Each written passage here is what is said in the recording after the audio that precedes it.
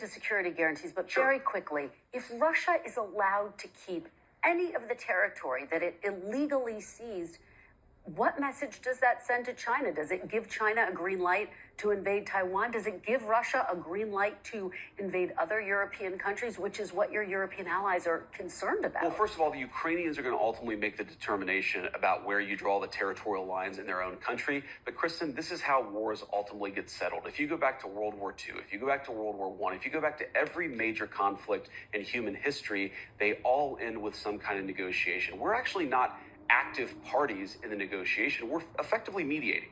We're trying to mediate the Ukrainians and the Russians to come to some agreement. If the Ukrainians are willing to say something on territory that brings the conflict to the close, we're not going to stop them. We're also not going to force them because it's not our country. We're trying to play a constructive role. The president is trying to play a constructive role to bring peace to the region, but he's not going to force these parties to walk through the door. All he can do is open the door and ask them to negotiate in good faith.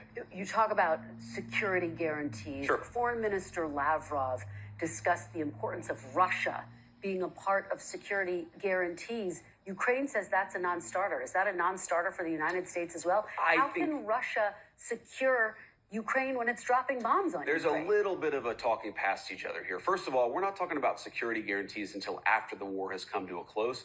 And of course, the Russians are going to be a part of the conversation about bringing that war to a close. So, of course, they're going to have some stake in this. They're going to talk about this. That doesn't mean that they're going to have troops in Ukrainian territory, but how can you reasonably provide security guarantees without talking to the Russians about what would be necessary to bring the war to a close? So I think there's a little bit of people talking past each other.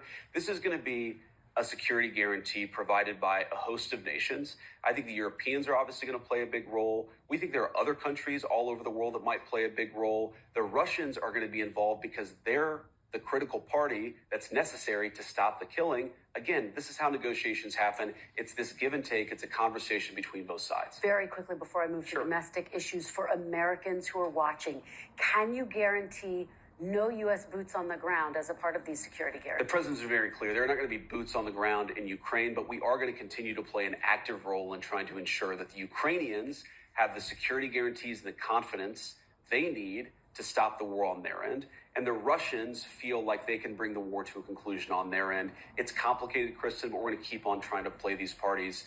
We're going to keep on trying to convince these parties to talk to each other and continue to play the game of diplomacy because that's the only way to get this thing wrapped up. All right.